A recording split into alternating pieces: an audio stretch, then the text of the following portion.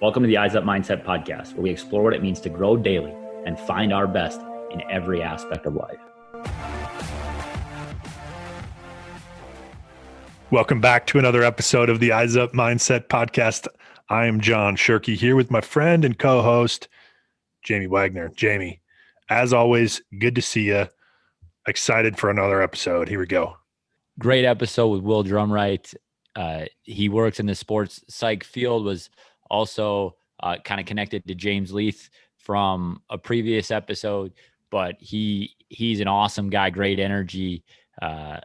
He's a professional sports coach who I would love to play for. Maybe not the professional sport that we would think it is. Tell us about what he does.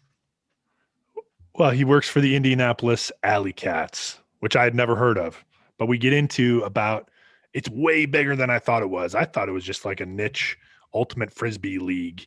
Well, he opened my eyes to it's way bigger than that. And he even talked about being on like Sports Center Top 10, which I've never done anything that cool. So it's pretty awesome to talk to him about it.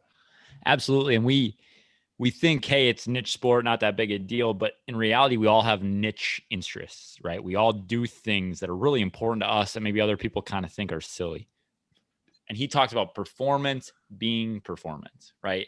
No matter what we're performing at, the call is to do it at its highest possible level. And as the head coach, he gets to try and pull that out of people. And a lot of the stuff he gets to in the interview is how do we do that? How do we pull out the best in other people, specifically on the mental side? And that doesn't matter if we are a leader in a business, a leader in our homes, in our families, in our relationships. It all applies because performance is performance. I love too that he gets back to some tangible tools, some activities that you can apply starting today to get better, to start living eyes up. So I'm ready to get to it, Jamie. Without further ado, Will Drumright. Will, welcome to the Eyes Up Mindset podcast. Awesome to have you here today. Yeah, thanks for having me, guys. I'm excited to be able to connect with y'all finally. So in general, the stuff that you kind of are doing is along the same lines as and aligned with kind of what we're doing, working with some teams, working on mental skills, mental performance. Mm-hmm. Before we get into that, I have to ask a question about the Indianapolis AlleyCats and the AUDL, because I'm going to be honest with you, I had no idea that it even existed. Mm-hmm. Now, that doesn't mean that it's not awesome. So tell us how awesome it is and what it is for those of us out there that don't know what it is. Yeah, well, it's always exciting to talk about the ADL and talk about Ultimate Frisbee, especially the Indy AlleyCats, who I'm partial to, especially since I'm their head coach right now. So the Indianapolis AlleyCats is the Indianapolis franchise team for the American Ultimate Disc League. That's what AUDL stands for. So there are 20, I believe as of now, there are 24 franchises across the United States and in Canada. There is one in Minnesota. I know y'all are Minnesota guys. So the Minnesota Wind Chill, fitting. If you need to be a regional fan, I can. I think that you should be Alley-Cat fans, but again, I'm biased. They are in our division. They're great divisional opponents. We love going up and competing against them. So the league started in 2011, and it is 8 teams, and then it has grown, to be what it is now, and is continuing to grow. So you're starting to see a lot more. The league is pushing a lot of marketing and a lot of partnerships, and with Fox Sports 2, you're going to see games being shown on there and different things and stuff. So the league is trying to really gain a whole lot more exposure beyond just maybe like the occasional Sports Center top 10 play where everyone's like, oh, they're super athletic people who play Ultimate Frisbee. So let's see what that's all about. So people who aren't necessarily familiar with it, I mean, it's a really fast-paced game. It's 7-on-7 on a full football field, 20-yard end zones. Basically 4 quarters of just nonstop action. So the disc is always moving all over the place. And so you're going to see some incredible athletic plays being made. And so it's a great, unique, great sport to go and compete in. It's so unique. Again, there's no ball involved, but it combines sports from soccer, lacrosse, basketball, like all these different sports, and kind of takes, I don't want to say the best parts of them, right? But some unique aspects of it. So it's a fun sport to watch. So if somebody out there just wants to, YouTube, hey, AUDL, or, hey, maybe Indy AlleyCats, you'll be able to pull up some really cool plays. And, especially if you just like seeing plastic fly through the air, it's a ton of fun. So the Indianapolis franchise is one of the original 8. And so it's been, I took the reins over this past year. I like to joke that I'm undefeated as a coach because we didn't have a season. So it's been a unique time to be a head coach for sure. So it's also fun coming in this year to be the head coach, because in 2014 I had the privilege to actually play for them. And so that was an incredible opportunity. That was kind of a lifelong dream for me. I never thought I would actually be able to say I was a professional athlete. But when the opportunity presented itself, it was a great moment. And then now I'm the one that they trust to kind of lead the troops into the game and everything. And so we were excited for our team last year. We're excited for what we're going to continuously be building up here. And it's just a lot of fun. So where do you get athletes from? You said you played, the opportunity presented. I mean, again, forgive my naive approach to this, but like, where do you get athletes? Are you out there recruiting and you're like, hey, that guy on the pickup basketball floor is he's playing really well. He's really athletic. I bet he can catch a Frisbee. Yeah. So, we just walking into gyms. Hey, you look like you're strong and athletic. Can you want to play? No. So there's, ultimate Frisbee is very much like kind of a cult sport, I guess, like a very small niche, small community following. So there is, the ADL is the professional version of ultimate Frisbee, but there is this other side that's where it's more club sport oriented, within colleges, youth, and then even beyond some of the clubs like cities. Have different club teams that go and compete. They compete in USA Ultimate, which is more kind of where the grassroots of Ultimate as a sport started. And so we have a lot of opportunities with, whether it's, college club teams or youth teams. Indiana has been very fortunate to have some really good, strong youth programs that has put some great players on the map nationally. But then there are a lot of colleges around where players come in and play. And, for students, if they're looking for something a little bit more competitive than intramural club sport, not just ultimate, it's a great opportunity to be able to do that. And so we find a lot of athletes that way of just, hey, they start playing the sport through a club program, a youth organization or something. And then they start to find out, hey, I'm within 2 hours of Indianapolis and there's a new tryout for a pro team. Let me see if I can go out and make it. And then, within the league itself, kind of everybody knows everybody to a degree. So we can start having some conversations of like, hey, this player is maybe thinking about moving or being close, or maybe they're looking for a different change of scenery. So we get to recruit in that sense of, talking to, some of these other teams and people. So it's kind of a unique way to find some players there. Are you looking by chance for a 35-year-old former Ultimate Frisbee national champion by chance? I was.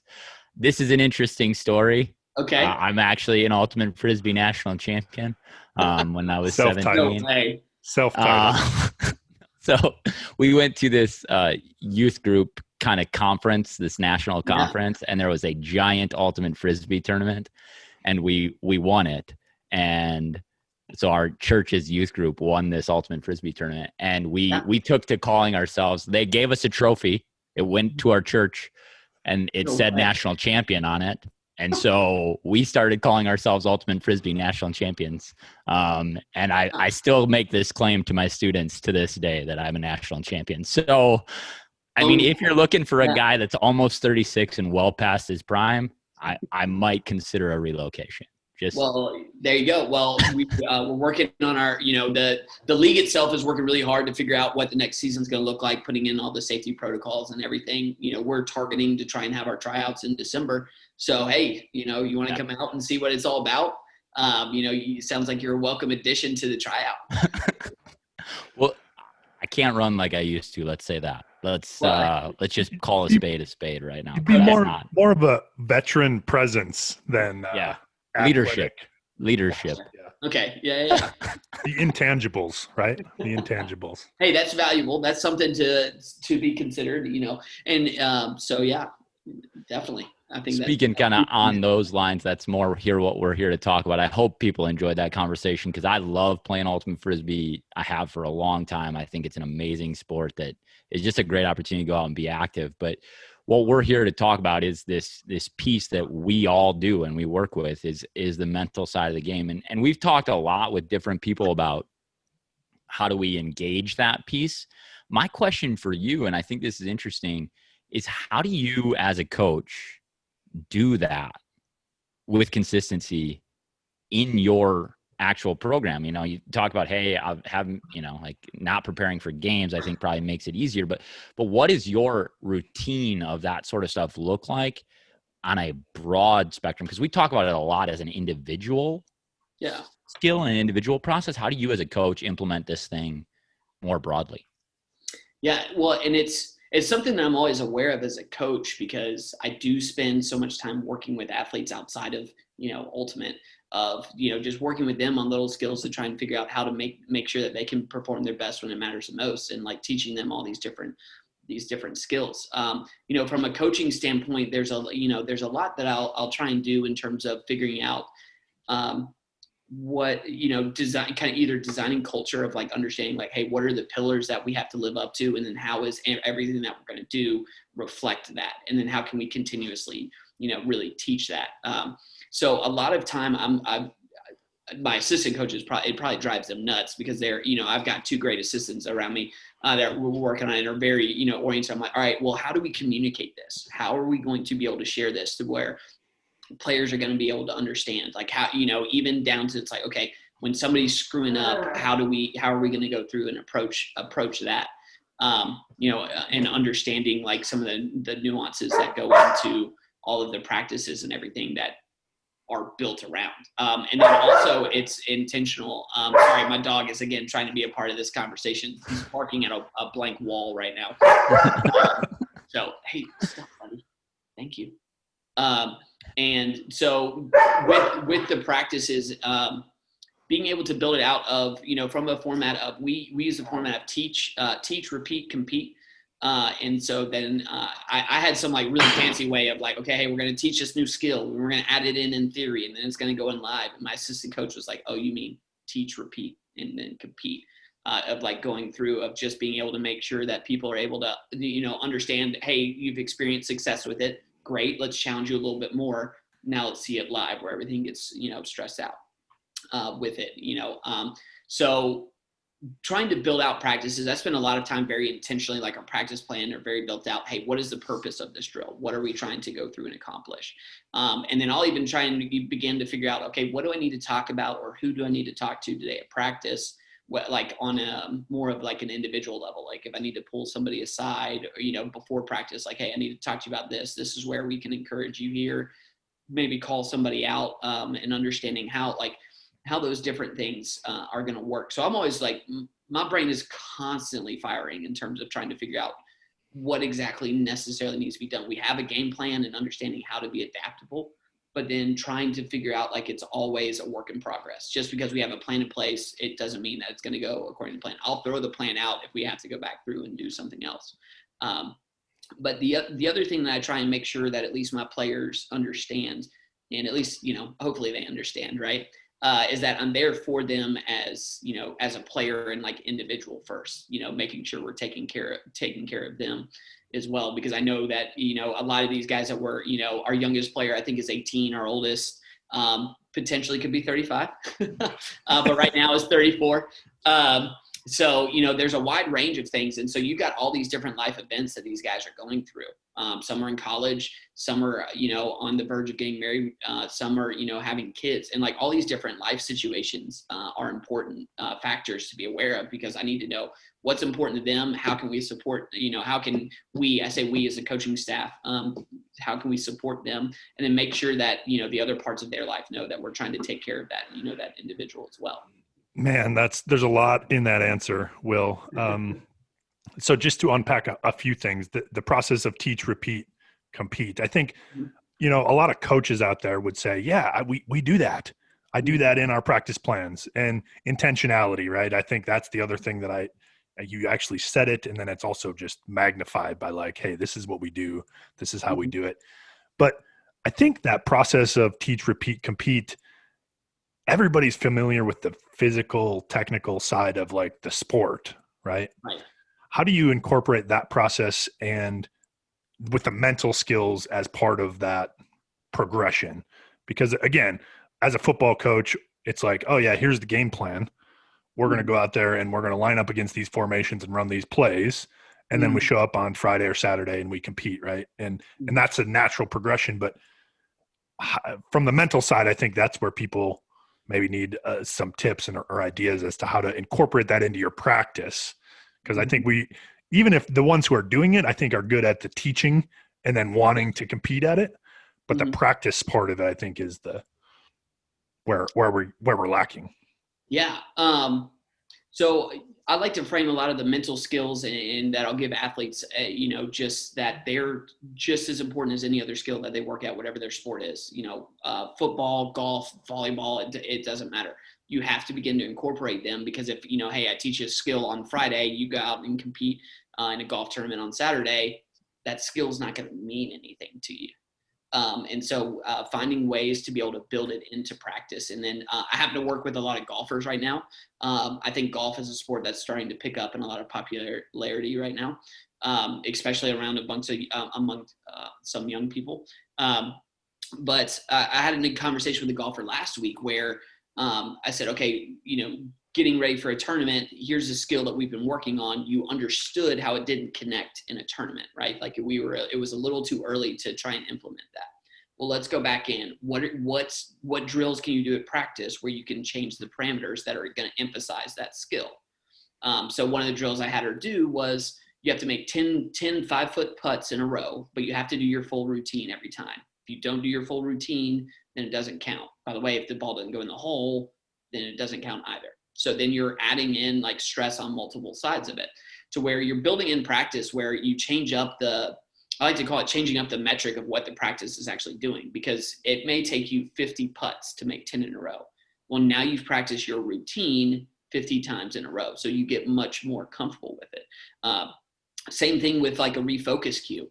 I'll be out with a golfer on a driving range where, I make them go through their refocus routine. So refocus cue or routine is something to be able if something drew their focus away and be able to bring them back in to re-engage their focus and going from there. So I like to give them something kind of physical and verbal to really be able to, something physical to be able to do, like a baseball player hitting their glove or something. But giving them something to be able to change up their practice where like that is just as important as hitting the ball straight. The other thing, so talking football, one of the things that I have a privilege of doing at the beginning of each year is working with potential NFL prospects. And so when they go through the combine process, first thing I ever teach them is how to use a breathing routine and how their breath can really work for them to help them reset. So then what we'll do is while they're out working out, doing their 40 shuttle runs, their L cones, whatever they need to be doing, if I see them start to get frustrated and tense up, then all I'll do is say their name, touch my chest, and they stop and they sit there and then they breathe. And then they reset and refocus and are able to use that reminder as well. Because the other thing is that, it is a skill that they need to be able to use, but it is something that they can be able to use with a reminder. You can put something in like a bag or put it in your cleats, right? Locker. Hey, this is the intention that I'm going to take out into the game or practice and what I want to carry with me. Just to remind ourselves rather than just trying to carry that weight in your head, right? Sometimes the weight of thoughts can be heavier than like a piece of paper. I love to use index cards with athletes. And so if you can say, hey, take this index card, write down the 3 things that you need to focus on to set your intention. I like to call it focus affirmations. So, hey, these are 3 things I'm going to focus on today. And then you end it with, I'm excited to do blank, right? I'm excited to do whatever it is that you're working on today, the skill or anything else like that, to where you're going to really emphasize, what you're bringing to the table and then what that kind of excited energy to help you focus as you go into, competition or practice. Go ahead, John. I was just thinking, we clearly have a sports focused perspective a lot of times, but as you were talking, I was thinking about, okay, how does that apply to somebody who, as a parent or is going to work, and it's like, it's the same. Oh yeah. It's the same. Is what if every day you woke up and you wrote on that note card, like, these are the 3 things I'm going to focus on, and I'm really excited to go to work. How would that change our productivity, how we treated other people, how we felt about our situation? But it goes back to that intention, and even this process of teach, repeat, compete is like same thing. Yeah. In our personal lives, we want to learn about stuff, and then we want to be able to just do it, right? We skip that practice part. But Jamie, what were you going to say? Well, we were just talking about this yesterday. So I was going to work with a team yesterday and was having this thought process where we were kind of struggling through something as a business. And it's the language you just used is the language we were using yesterday. We love to learn. And I personally love to learn. I love to read. I love to engage with, conversations like this one. And I'm, going to write things down as I'm listening on the playback. And it's like, we got to do this. We got to do this. We got to do this. We got to do this. And that's the way we feel when we go to work in the morning. I do this, I got to do this, I got to and it just kind of happens. We just show up and it happens to us. And then we're constantly in reaction mode. And instead of taking this intentional, purposeful, I actually need to practice this thing, because the thing that we said was learn, practice, execute. It's the same exact function: teach, repeat, compete. And it's just crazy that you mentioned it, because we were having this exact conversation, learn, practice, execute, yesterday on the way to a speaking engagement. And it's like, I love learning and I love executing. I really am not very good at the practicing. And we think that, I'm 35. I shouldn't have to practice anymore, right? I'm doing this thing. I can show up and execute however I want to, whenever I want to. It's my business, like whatever, like we make all these excuses for ourselves, but it's the same exact thing that you're talking about with athletics in our day-to-day lives. How do we pull out the value, the intention, the purpose, and then walk through the door and say, I actually love doing this thing, or I might not like this part of it, but I love this part of it, and I can't wait to get there. Yeah. So that's such good stuff, and we're kind of all talking about the same thing right now, but just being able to back out and say, actually, this is part of my day-to-day life also. It's not just for ultimate Frisbee players or football players or golfers. It's for me being a great parent. Oh, yeah. Well, and I love that you were talking about it yesterday and like having that conversation. I love when, when it lines up that way. It makes it, it gets me excited, right? Kind of this whole idea that the universe is kind of working there for it. And yeah, I always say performance is performance. So whenever I'm talking to, like, if I'm talking to a high school athlete, I tell them, hey, we're going to talk about performance. That includes schoolwork. Right? I had a baseball player one day came in. I was like, how are you doing? He's like, I'm stressed about my French test. And I said, all right, we're not going to talk baseball. Let's talk about how you build in these habits into studying, right? Nobody wants to talk about studying, or at least no 17-year-old, male wants to talk about studying. But when you frame it in the same way of like, hey, this is the same way to be able to go and do the same thing. Like, that's where I think sport is such a cool vehicle just to teach all these different lessons. It could teach whatever you want it to mean. And so being able to dress up some of those conversations where, okay, hey, you're struggling with, your schoolwork, or, it's like, well, spend some time working on that, or building in these habits or skills. Same thing. And so I think that it's incredibly valuable to understand that performance is performance, right? Because we have to show up and, and all these different things that pull us, in our daily life, that we need to make sure that we're actually present for, because you never know. Sometimes, like, something I've really been working on is taking care of kind of like the personal, mental, personal health, mental health aspect of, my own self, because I have to show up and be there for other people. And so that's something that, like, I'm really good as a coach, just being like, I'll get to it, right? I have to be there for my players, these other people, and different things, when really it's, no, I'm not, not doing that. So I can't give anything really, really back to it. And so I think that that's important for, people to understand, hey, parents, whatever role you may be filling in, teacher, coach, whatever it may be, it can apply across the board. And then the index card, the reason why it's 3 things actually comes from Jim Valvano, because he used to do that. And then his wife used to take it out every night. I don't know if she did anything with him, or like just this whole idea of like he always carried it with him of like the 3 things I always wanted to be doing each day. So now I've just tried to, you know, at least change that into more of kind of an intention-based thing. The last part about like with adding in the practice, right? Practicing the skills is always like the hardest part of it. But being able to encourage the mistakes when they happen is something that I'm really big on, because it's now you're taking away like, oh, you did this routine, you're supposed to be perfect at it. Well, sometimes things go right, especially in golf. You hit a sprinkler head and that perfect shot down the middle goes awry. Where things maybe, you know, don't go your way, you celebrate the mistake. Reason being, you change up the relationship that you have with the mistake and understand, okay, hey, the mistake happened. We know that's the worst case scenario there. Now we can move forward and go through, because then people are going to want to continuously practice it and work on it a little bit more. Well, and the mistake tells us something. Yeah. Right. The mistake is informative. I think that's such a crucial part. I mean, part of what we were talking about yesterday was our inability to get through some things mentally, as, you know, like the business side of things. And the mistake actually lays out what we need to change and what we need to fix. So we should celebrate the mistake. It just feels crappy in the moment. You know, it just feels like I don't want to feel this way right now. And I read something the other day that says sole purpose of emotion is to help us make decisions, right? So emotions guide our decision making. Well, that thing that I'm trying to avoid as a decision because I don't like the way it feels might be the exact thing I need to go and seek, because it's going to show me what my next action is. And you're 100% right. As coaches, we don't do that enough. We make the mistake. We amplify the negative feelings around the mistake a lot of the time because we aren't getting the result we want. And to celebrate a mistake, it could just change the culture, you know? I mean, so. Yeah, and it's one of my favorite things. I used to coach a high school ultimate team, which is where like kind of the whole coaching thing, you know, I went from, you know, basically high school to now I'm coaching a pro level team. There's no kind of in between.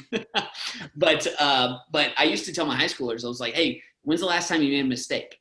And they're like, I don't know. I don't want to make the mistake. I'm like, all right, so you made a terrible decision, right? Rather than trying to correct and trying to work on what it is we're working on.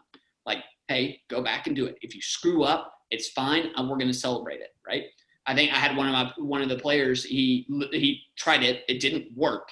Like I ran on the field like he had just scored like something like like a game-winning score or something else like that. And I was like, all right, now do it again. Let's just make it better. Right? It frees up the athlete to be able to go out and actually perform rather than, well, I'm playing not to make a mistake. They're playing to try and complete the play. So, Will, you, in preparation in our conversations ahead of time, you shared with us that you're working on this thing called the effective mindset, I think is what you called it. Yeah. Correct? Oh, yeah. So I would assume some of the stuff that we've already talked about is included in that, but tell us a little bit about that and kind of what you're working on with that. And yeah, it's something, it's been like a little brainchild, a little brain baby for a long time. And I've been trying to figure out how to put it together. And so I've been slowly putting it together. It's kind of a unique combination of some of the studying of Stoicism. So the art of kind of operating in the middle is kind of the easiest way for me to be able to describe it. If for those who aren't necessarily familiar with it, there are some great resources on Stoicism to look it up. And check it out and see some more about it. And then the other part of it is Trevor Moawad's book, It Takes What It Takes, which is all about the, kind of the thinking neutral. And once actually I heard that book, I was like, oh, that's incredible. Like he's been doing a fantastic job working on it and has developed that, he's got a great, an athlete in Russell Wilson who can really I think he truly embodies what Trevor is talking about. And we're seeing a whole lot of it, with his success on the field. I saw it last night in their Monday night game.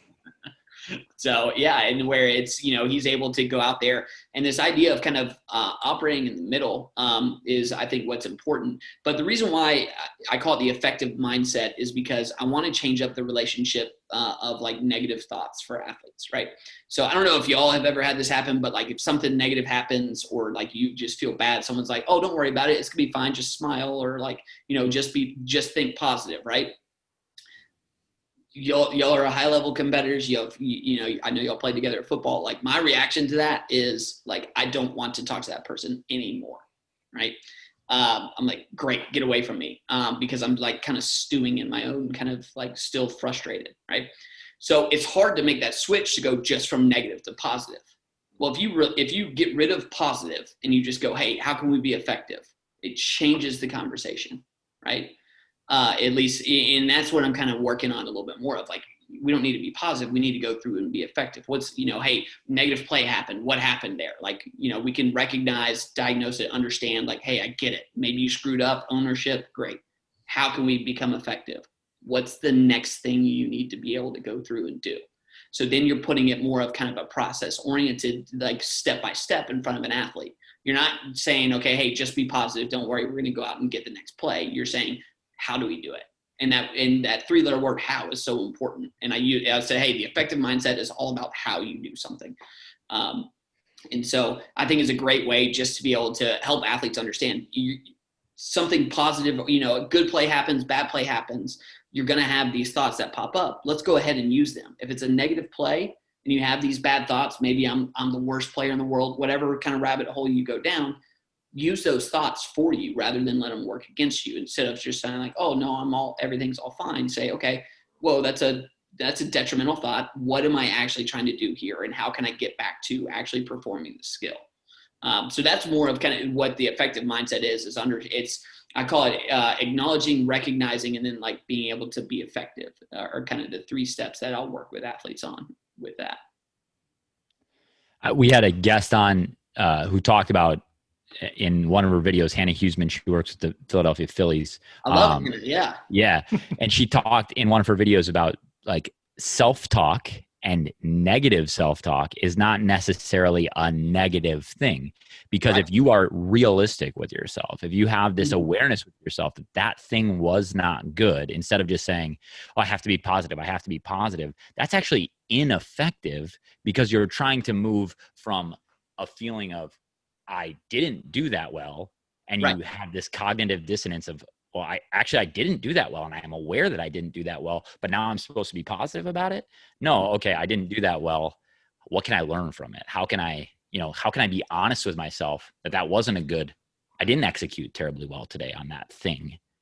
What can I do next time to execute better? And as you're saying that, I'm just going, I do the Daily Stoic, Ryan Holiday's, stuff. And I love Ryan Holiday's work also. And like, I'm a bit of a utilitarian. Like, what's the utility of this thing? Is the best way that I think about stuff. And so I love hearing that, to being able to frame it for athletes, to say, okay, it's not stoicism. It's not whatever you want to call it. It's just about, can you get back to how am I most effective? And I think this is an important topic for coaches or leaders as well. So we've kind of been talking about it from the individual athlete perspective and how do you be effective and with your mindset, but also for leaders, it's not about just being positive when things don't go well or being positive about our future. It's about what's effective, what's realistic. And when you touched on it, you said the 3-letter word of how, that is the thing, because so often too, we get stuck and it's like, oh, this happened, I'm going to be positive about it. But then I don't have a plan. I don't know what I'm supposed to do other than, it's going to work out better next time. Well, that switches the mindset or the perspective into okay, this is what I actually need to do to move myself forward next time, next play, next meeting, whatever it is. Mm-hmm. Yeah. And being able to switch that relationship with it is, again, because it's the cognitive dissonance. Like, I work with a lot of youth athletes. So I just, phrase it and ask them, I'm like, okay, so somebody tells you to be positive after you make a mistake. What are you thinking about? They're like, well, the mistake. And I'm like, okay, so now you're battling yourself. How do we go ahead and embrace that? Kind of this whole, taking embrace the suck, to a degree, and like running with it, right? Of being able to make sure that athletes understand, like, look, mistakes are going to happen. You don't have to always beat yourself up for it. But if you're going to spend that energy going down that road, let's at least figure out how we can move forward and use that in a way that's going to benefit you and work for you rather than against you.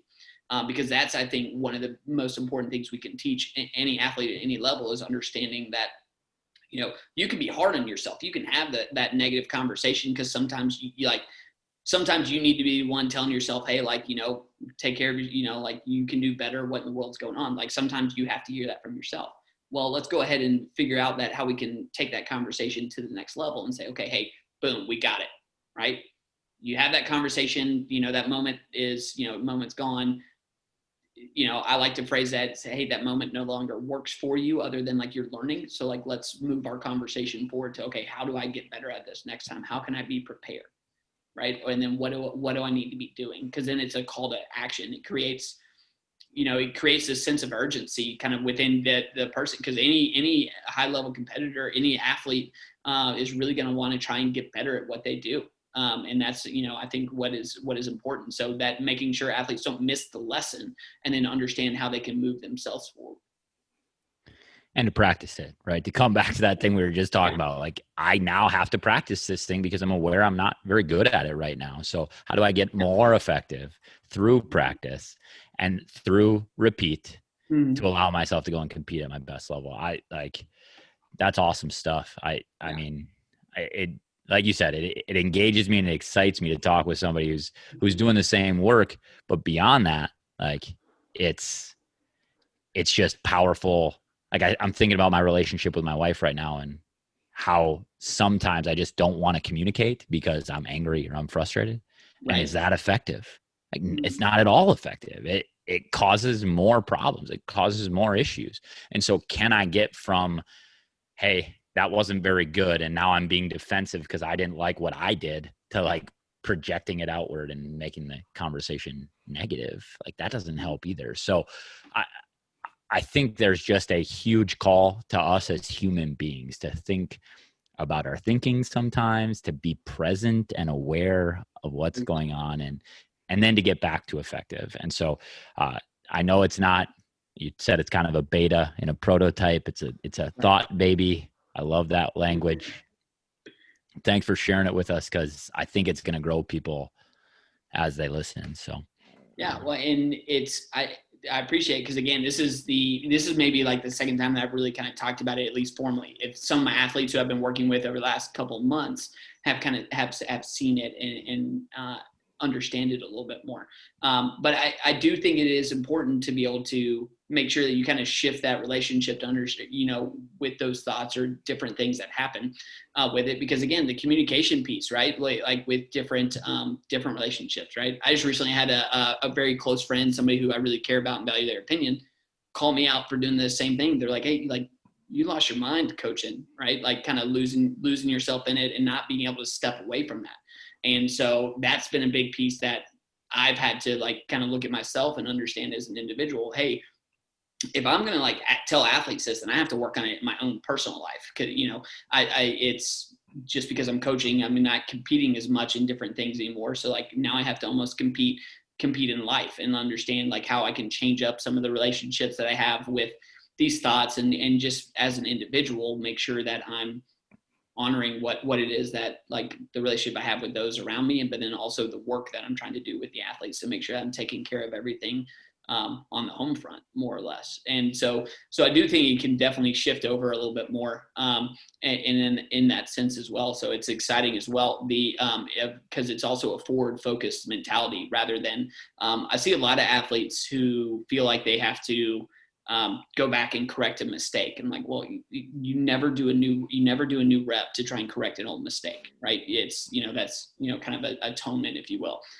You understand it, you use it and say, okay, how can I go out and be effective this rep? And then that's where you grow. Cause I see a lot of players carry the weight of a mistake with them immediately afterwards and try and go in like, oh, I have to try harder because I screwed up. It's like, well, I mean, you need to focus a little bit better. You need to understand and be effective this rep, but you can't just make up for that past rep. You can always learn and grow from it.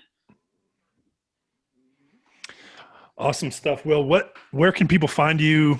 Social media, online? Where can they follow the AlleyCats or buy their gear? Because once the video comes out, people are going to want the stuff. Yeah. So, I appreciate the opportunity to come on and talk with y'all. It's been fun to engage with y'all over the last, ever since we've met. So I'm glad we are connected. So, on Instagram, it's at Will Drumright, all one word. So you can find me there. On Instagram, it's WCDrummy15. Somebody has at Will Drumright, so I might have to like fight them for it. So working on that. Not actually fighting them, but I'm on there. As y'all have found out, it is college football season for me. So I'm an Alabama grad, so I tend to say Roll Tide a fair amount. So just be forewarned there. But those are the easiest places to reach out to me. And I would love to be able to connect with everybody, who wants to reach out and just talk about things. I really enjoy it.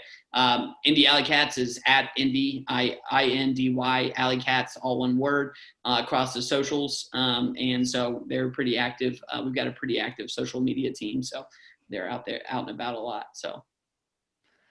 Thanks for coming on, man. It was great to catch up, and we hope nothing but the best as your season gets rolling whenever that happens.